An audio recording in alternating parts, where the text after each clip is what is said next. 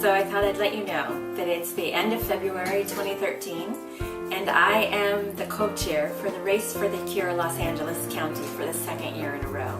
As you know, I've been volunteering for the event for 4 years now, but I'm in charge. So I find it a little daunting, and it's the last 4-week push.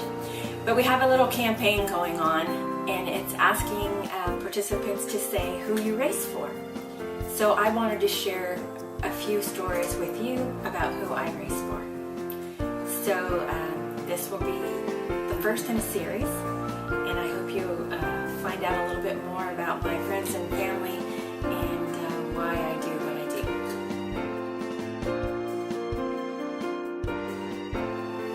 So today I want to talk about my Aunt Ruby. Ruby Reed was my father's oldest sister. She was born in 1910, and she was one of my closest family members. She and my dad were very close, even though they were 14 years apart. And she was just an exceptional human being. She was the first person that I remember in my family having had breast cancer. Turns out that after some research, she actually wasn't the first, but she was the first person that I remember hearing those words and associating the disease with a person. I never saw her in treatment. We lived in Ohio, she lived in New Jersey. I remember knowing that she had a mastectomy, a single mastectomy, and went through something called cobalt treatment, which I have no idea what that is now, because it's not anything they do now. It was before chemo, I think before radiation. But she was a breast cancer survivor. It happened to her in the early 70s, I believe.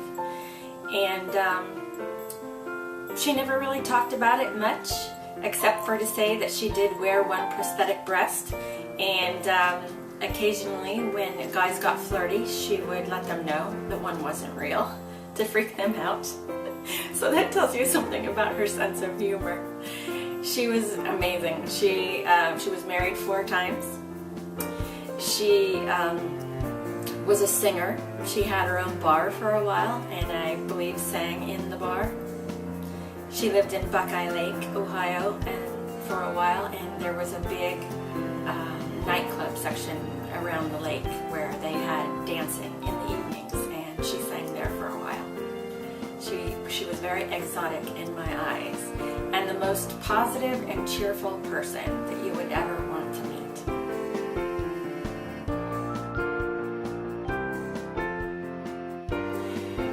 She, as I said, was married 4 times. The first time she was married was to someone named Stanley Wentz, who I did not know. Her second marriage was to Jack Ringheiser, and I didn't know him either because that was all before I was born. Her third marriage was to Harry Kinmouth, and he was the uncle that I knew. The uncle that we spent time with when we went to visit my Aunt Ruby in New Jersey, and it was always fun to visit her, and she always doted on me. I was spoiled. Let's be clear. She spoiled me, and it was just really great to visit her. Later in life, Harry became weak and needed some care, and she moved back to Ohio to be close to her family and put him in a nursing home. And I spent more time with her there as a young adult because she lived alone in an apartment, so anytime I came back home to Ohio, I would visit her.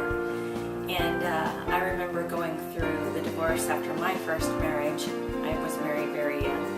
And every time I would visit her, she'd slip me a 20 and say, single girls need to have some extra cash in their pocket, which always used to crack me up.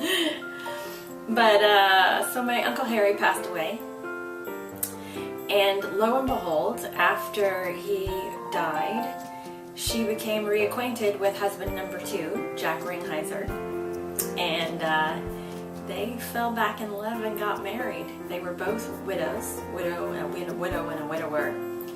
And it was sort of this lovely love story. They had always loved each other, probably got married too young, and later in life they decided to take care of one another, and that's what they decided to do.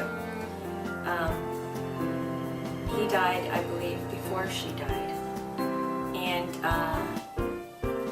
she had a recurrence of breast cancer in her late 80s and decided not to treat it. So that is the disease that ended up taking her life, even though she had been healthy for decades.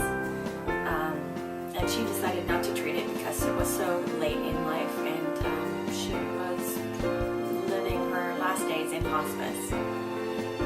But she lived a long, full life, and I want to celebrate her life. So I hope you've enjoyed some of the pictures that I've shared with you and the stories, because she was such a special person to me, and she is one of the people who I run for. Why I do what I do, why I raise money to end breast cancer forever and work as hard as I do for Susan G. Komen, Los Angeles County. So I hope you enjoyed episode 1.